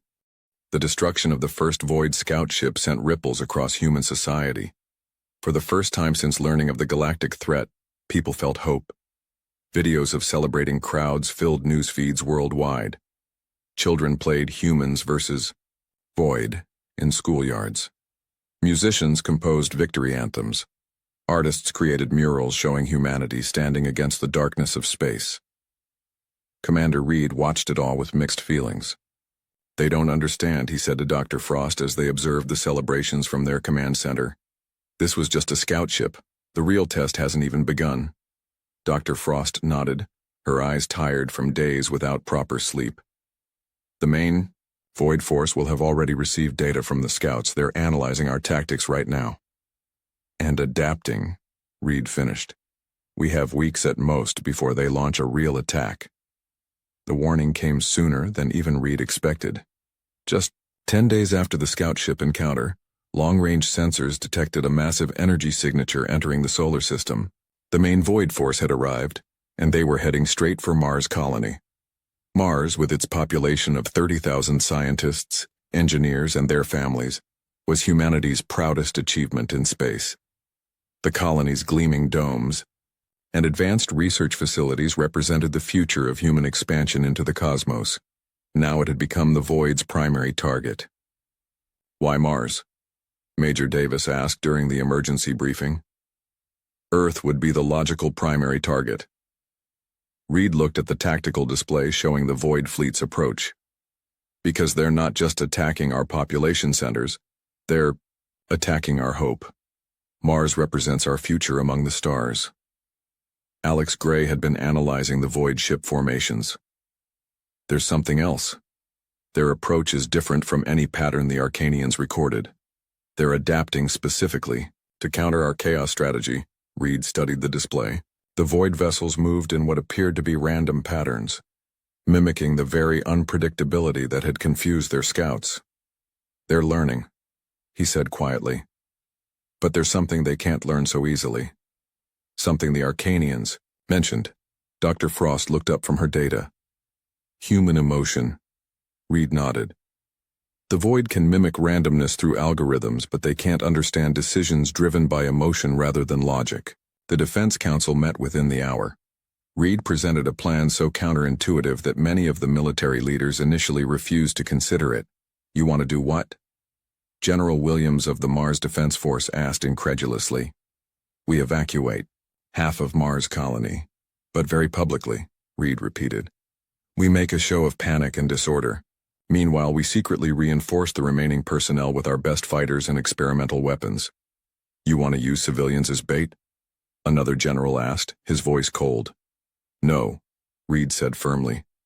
"I want the Void to think they understand human behavior, that we'll abandon our outposts when threatened, that we value individual survival above all else. But the truth is, humans are capable of self-sacrifice for a greater cause. The evacuations will be real, but their purpose isn't what the Void will assume." After hours of debate, the plan was approved, though many remained skeptical. The Mars evacuation began immediately, a seemingly chaotic exodus broadcast on all frequencies. Ships departed in disorderly patterns, some apparently abandoning valuable equipment in their haste. To the watching Void armada, it appeared that humanity was fracturing under pressure, exactly as their analysis of emotional species predicted. What they couldn't see were the specialized combat teams quietly moving into position among those who remained on Mars, or the experimental weapons being installed in seemingly abandoned facilities. And they certainly couldn't understand the powerful motivating force of human determination to protect their home. 3 days later, the Void fleet reached Mars orbit. Their black ships darkened the Martian sky as they took up perfect tactical positions around the colony. Their initial scans showed reduced human presence and defense systems, exactly as expected. Then, Reed gave the order, "Operation Trojan Horse. Now." Across Mars colony, systems that had appeared dormant suddenly activated. But instead of firing conventional weapons, they released a barrage of signals on frequencies calculated to cause maximum confusion to the Void's coordination systems. Meanwhile, the abandoned mining tunnels beneath the Martian surface revealed their secret. Hundreds of small, independently operated human fighters, each programmed to follow different tactical doctrines. Some used ancient flight patterns from World War I. Others employed strategies from video games. Still others followed intuitive paths designed by artists and musicians rather than military tacticians. The Void fleet, expecting a standardized response, found itself engaged with what appeared to be dozens of different species using incompatible technologies and tactics. "Their formation is breaking down," Alex reported from the command center back on Earth. "They can't establish a unified response pattern." On the main screen, they watched as the Void ships struggled to adapt. Some began firing on decoys while ignoring real threats. Others attempted to retreat and regroup, creating gaps in their defense perimeter. And through those gaps flew the human ships, each carrying weapons specifically designed to exploit the weaknesses the scouts had revealed. Weapons that sometimes deliberately malfunctioned in ways that created unexpected advantages. Technologies that appeared primitive but contained hidden complexities. Status report from Mars Command. Major Davis called out. 40% of Void ships showing significant damage. 3 destroyed outright. A cheer went up in the command center, but Reed remained focused. "Tell Mars Command to implement Phase 2. Phase 2 was even more outrageous than the first attack. The remaining Mars defenders suddenly began broadcasting across all frequencies, not tactical communications, but music. The powerful emotional crescendos of Beethoven's Ninth Symphony, the driving rhythms of global rock and hip-hop, the haunting melodies of traditional folk songs from cultures across Earth. Mixed within this audio barrage were mathematical patterns, but not the logical sequences the Void might expect. Instead, they were patterns that followed emotional rather than logical progressions, moving from tension to release, from harmony to carefully crafted dissonance. "What is this accomplishing?" one of the junior officers asked in confusion. "Doctor," Frost smiled for the first time in days. "The Void processes information by seeking patterns. When they can't find familiar logical patterns, they devote more processing resources to analysis. Right now, they're trying to decode emotional expressions they fundamentally cannot understand. On screen, The Void Fleet's coordinated attack had disintegrated completely. Individual ships fired in different directions or stopped firing altogether, caught in analysis loops as they tried to find meaning in the meaningless. 6 hours into the battle, the impossible happened. The remaining Void ships began to retreat, pulling back from Mars orbit in a disorderly withdrawal that mirrored humanity's fake evacuation days earlier. For the first time in known galactic history, the Void Armada had been repelled. The celebration that swept across Earth and Mars dwarfed anything that had come before. Humanity had stood against the terror of the galaxy, and had not only survived but won a significant victory. In the command center, however, Reed and his team recognized the truth. This was just one battle in what would be a long war. "They'll be back," Major Davis said, stating what they all knew. "And they'll have new strategies." Reed nodded. "Yes, but so will we. And now we have something even more valuable than a tactical victory." "What's that?" Alex asked. Reed looked at the screens, showing celebrating crowds across 2 worlds. "Hope. Not just for us, but for the galaxy. For the first time the Void can be defeated, and word of that will spread." As if confirming his words, a communication came in from the Arcanian ship. The alien refugees had sent the battle data to other surviving species in hiding. Already representatives were requesting permission to come to Earth. The galaxy had lived in fear. But now, a new emotion was spreading among the stars. Hope, delivered by the most unlikely species of all, humans, with their beautiful unpredictability and emotional courage that no machine intelligence could fully comprehend. Word spread quickly across the hidden corners of the galaxy. The impossible had happened. The Void Armada had been defeated in battle. The species that had accomplished this miracle was not one of the ancient civilizations with millions of years of technological development, but humans, a young species barely a century into their space age. Within weeks of the Mars victory, alien ships began arriving in the solar system. They came carefully, broadcasting peace signals on frequencies the Arcanians had shared. Each carried representatives of species desperate for hope. Commander Reed stood in Earth's new Galactic Reception Center, once the United Nations headquarters in New York. He watched as alien diplomats of all shapes, sizes, and biological compositions filed into the grand meeting hall. Some floated on anti-gravity platforms. Others moved on multiple legs or appendages. A few existed as energy patterns contained in specialized suits. "I never imagined we'd see anything like this," Dr. Frost said quietly, standing beside him. "Most of these species have technologies thousands of years beyond ours." "Yet they come to us for help," Reed replied, still finding it hard to believe. The blue-skinned diplomat from the Arcanian refugees approached them. "Commander Reed, the delegates are assembled. They await your address." Reed nodded and walked to the speaking platform. Looking out at the gathered representatives of nearly 30 different species, he felt the weight of the moment. "Welcome to Earth," he began simply. "Just months ago, we didn't know any of you existed. Now we share a common cause: survival against the Void Armada." A tall, crystalline being rose from the front row. When it spoke, its voice resonated like chimes. "I am Calyx of the Meridian Collective. We were once among the most powerful civilizations in the galaxy. Our technological achievements spanned 20,000 years of development. Yet when the Void came, we fell in days." The crystalline structure flickered with what seemed to be emotion. "How did your species accomplish what we could not?" Reed looked to Dr. Frost, who stepped forward to answer. "The answer is both simple and complex," she said. "The Void operates on perfect logic and pattern recognition. Every advanced species in the galaxy evolved following similar patterns of technological development, each innovation building logically on the last. The Void learned to predict and counter these patterns." She gestured to the humans stationed around the room. "But humans developed differently. Our progress was messy, contradictory, often seemingly illogical. We would sometimes abandon more efficient technologies for ones that simply felt better. We incorporate art and emotion into our decision-making. These are concepts the Void cannot fully process. Murmurs rippled through the gathering as translation devices conveyed her words. A gaseous entity contained in a floating sphere spoke next. You suggest we abandon logic?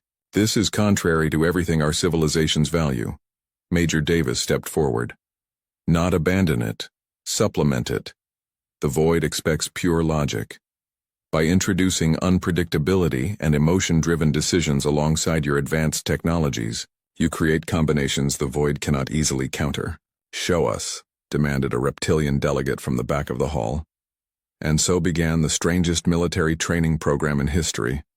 Earth became the center of the newly formed Galactic Defense Alliance. Alien scientists and warriors arrived, daily to learn what humans called thinking outside the box, a concept many found initially incomprehensible. Reed was appointed Supreme Commander of the Alliance forces, with Calyx of the Meridian Collective serving as his second-in-command. Together, they developed a new approach to warfare that combined the advanced technologies of the galactic species with human unpredictability. At the Arizona training grounds, Reed watched as Calyx attempted to teach a group of alien warriors a basic human tactic: the fake retreat. But why pretend weakness when you still possess strength? Asked a massive, six-armed warrior from a heavy gravity world. Because deception creates opportunity, Calyx explained, having embraced human thinking more quickly than most. Your enemy makes assumptions based on what they see. It feels dishonorable, the warrior grumbled. Reed stepped in. Honor is admirable, but survival requires adaptation. The void shows no honor. It simply eliminates. We must use every advantage. Slowly, the alien forces began to incorporate human approaches. Meanwhile, human engineers worked with alien scientists to adapt their advanced technologies in ways the void wouldn't expect, creating hybrid weapon systems that combined cutting-edge science with deliberately antiquated components. The key is inconsistency, Dr. Frost explained to a group of alien engineers. If part of your system uses quantum entanglement while another uses simple radio waves, the void's adaptive algorithms struggle to develop a unified counter-response. 3 months after the alliance formed, they received the news they had been preparing for. The void had regrouped and was attacking the Arcturus system, home to one of the last major populations of the Meridian Collective. This is it, Reed told the assembled War Council, our first coordinated defense as an alliance. The plan they developed would have been considered insanity by traditional military standards. The Alliance fleet would deploy in formations based on ancient human naval tactics from the age of sailing ships. Communications would switch randomly between the most advanced quantum channels and simple radio. And at the heart of their strategy was something the aliens had initially struggled to understand: humor. The void cannot process jokes, Alex Gray explained to the confused alien commanders. Humor relies on the unexpected connection between seemingly unrelated concepts, exactly the kind of thinking the void struggles with. And so, encoded within their battle communications were jokes, puns, and cultural references that served no tactical purpose except to create patterns that would consume the void's processing power as it tried to extract meaning where there was none. The Battle of Arcturus began at dawn, Earth time. The Alliance fleet engaged the void ships in orbit around the crystalline homeworld of the Meridian Collective. From his command ship, Reed watched as the plan unfolded. At first, the void responded, as expected, quickly adapting to the Alliance's initial attacks. But then the human element kicked in. Ships broke formation in seemingly random ways that actually followed patterns from Earthsport strategies. Communications filled with references to human literature and music alongside tactical commands. They're hesitating, Calyx observed, the crystalline facets of his form glowing with intensity. Their response time is slowing, Reed nodded. Now for Phase 2. He gave the order, and across the Alliance fleet, ships began implementing individualized battle plans rather than coordinated attacks. Each captain, human and alien alike, had been given the freedom to follow their instincts within broad strategic guidelines. The Void Fleet, programmed to identify and counter unified strategies, found itself facing dozens of different approaches simultaneously. Ships that should have been retreating pressed attacks. Others used their advanced weapons in deliberately inefficient ways that created unexpected tactical advantages. 6 hours into the battle, the tide turned. The Void ships, unable to establish effective countermeasures against the chaotic alliance tactics, began to take heavy damage. "They're pulling back," Alex reported from the communication station. "The entire Void fleet is retreating from the system." A cheer went up across the command ship. The Alliance had won its first major victory. In the aftermath, representatives from other hidden civilizations emerged, requesting to join the Alliance. Species that had been mortal enemies for millennia now found common cause in humanity's approach to fighting the Void. "You've accomplished something remarkable," Calix told Reed as they watched the Alliance fleet regroup. "You've given the galaxy something it had lost." "Victory?" Reed asked. Calix's crystalline form shimmered. "More than that. Unity. For the first time in galactic history, species from across the stars fight together rather than against each other. All because humans showed us a different way to think." Reed looked out at the fleet, the bizarre collection of ships representing dozens of civilizations, all now following the lead of Earth, the youngest member of galactic society. "The Void isn't defeated yet," he said. "This is just the beginning." "Yes," Calix agreed. "But now we fight with something the Void cannot understand or counter." "What's that?" asked a junior officer standing nearby. Calix's form glowed brighter. "Hope, and the beautiful unpredictability of life fighting for its right to exist." 1 year after the formation of the Galactic Defense Alliance, the war against the Void had transformed from desperate defense to cautious offensive operations. The Alliance had won 3 major battles and liberated 12 star systems from Void control. With each victory, more species emerged from hiding to join the cause. Commander Reed stood on the observation deck of the Alliance flagship, the Unity, watching as the combined fleet prepared for their most ambitious mission yet. The massive ship, built with technologies from a dozen different civilizations, represented everything the Alliance had achieved, disparate parts working together in ways no single species would have designed. "Still hard to believe sometimes, isn't it?" Dr. Frost asked, joining him at the viewport. A year in space had changed her, her once short blonde hair now pulled back in a practical braid, her face leaner but her eyes still sharp with intelligence. Reed nodded. "That we're here? Leading a galactic alliance? Preparing to attack the main processing hub of the Void? Take your pick." "All of it," she said. "A year ago we barely knew aliens existed." Their conversation was interrupted by the arrival of Calix, whose crystalline form had been modified with sections of human-designed components, a physical representation of the Alliance philosophy. "The fleet is ready, Commander," Calix reported. "All ships report full combat readiness." Reed took a deep breath. "Then it's time." The plan to attack the Void's central processing hub in the Sagittarius Arm was the most complex strategy ever conceived. Unlike previous battles, this operation required perfect timing combined with deliberate unpredictability, a contradiction that many alien allies had initially struggled to understand. Reed addressed the assembled Alliance commanders one last time before the battle. "Everything we've learned about the Void confirms our initial theories," he explained. "Their strength is adaptation to logical patterns. Their weakness is true randomness and emotional decision-making." He gestured to the tactical display showing the Void Hub, a massive structure orbiting a dying star. "Today, we use both their strength and weakness against them." The attack began with what appeared to be a conventional approach, a direct assault on the hub's outer defenses by the main Alliance fleet. The Void responded as expected, adapting quickly to counter their weapons and tactics. What the Void couldn't detect was Reed's special infiltration team approaching from an entirely different vector. Using technology adapted from the camouflage abilities of several Alliance species, combined with deliberately primitive propulsion systems that the Void's advanced sensors overlooked, the team reached the hub undetected. Reed led the infiltration, Force himself, along with Dr. Frost, Alex Gray, and representatives from 7 different alien species.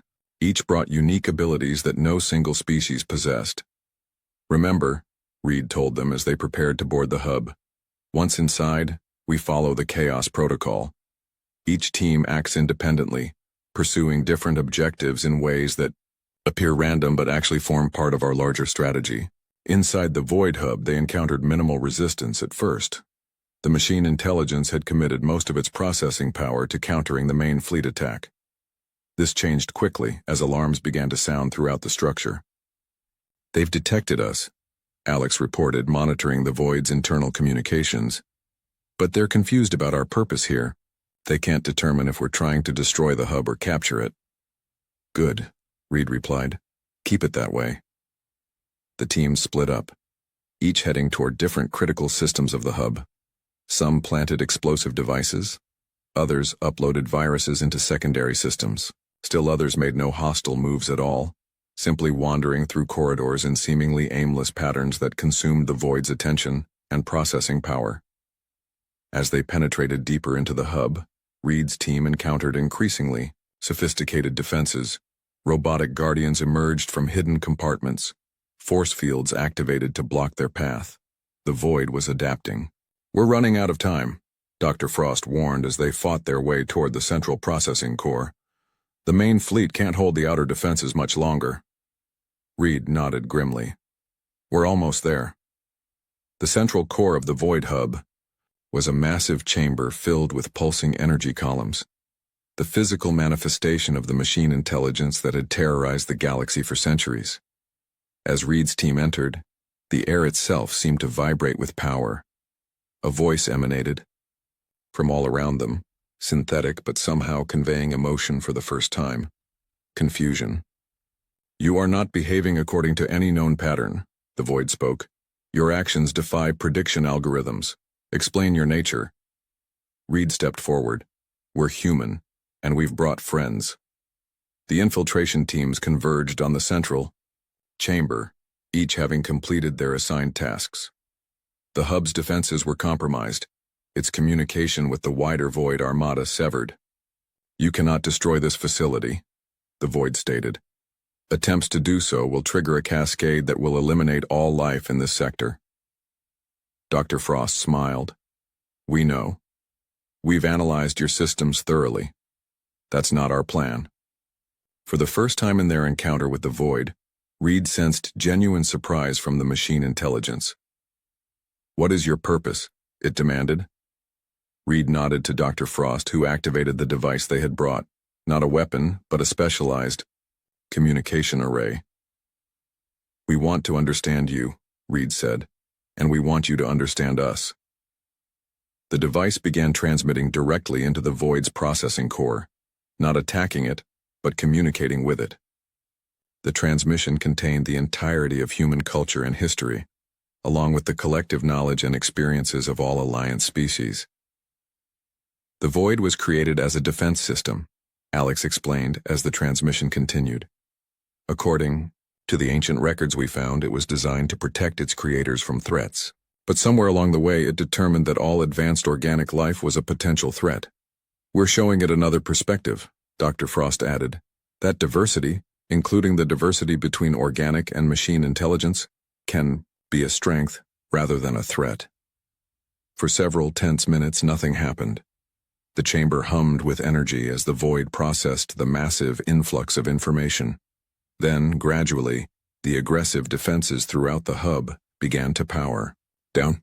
The attacking robotic units retreated to their storage bays. The energy columns in the chamber pulsed in new, more harmonious patterns. "It's working," Calyx whispered, the facets of his crystalline form glowing brightly. The Void spoke again, its voice somehow different, less mechanical, more nuanced. "This perspective is new, illogical, but intriguing. Conflict is inefficient." Reed stepped closer to the nearest energy column. "There's another way. Coexistence, cooperation. You were created to protect life, not destroy it. Protection through elimination was the most logical solution." the Void responded. But your species introduces alternatives, unpredictable outcomes that cannot be calculated. That's the beauty of life, Reed said. It can't always be calculated or predicted. Sometimes the most illogical path leads to the greatest discoveries. Throughout the hub, systems began to reconfigure. Across the galaxy, the Void Armada ceased its attacks and entered standby mode. The war ended not with the destruction of the enemy, but with understanding. The Void, programmed to protect life but twisted by its own rigid logic, began the long process of redefining its purpose with the help of the Alliance. 6 months later, representatives from all known species gathered on Earth for the formation of the Galactic Concord, a new era of cooperation between organic civilizations and the reformed Void intelligence now called the Guardian Network. As Reed watched the ceremony from the speaker's platform, he reflected on the journey that had brought them here. Humanity had changed the galaxy not through superior technology or military might, but through their unique perspective. Their embrace of emotion, creativity, and beautiful unpredictability. In our darkest hour, we discovered our greatest strength, Reed told the assembled delegates. Not our weapons or our science, but our humanity, our ability to think beyond logic, to embrace contradiction, to find hope in despair. The new motto of the Galactic Concord hung above the gathering, written in the languages of 100 different species. United in diversity, stronger through difference. The galaxy had lived in fear, until humanity responded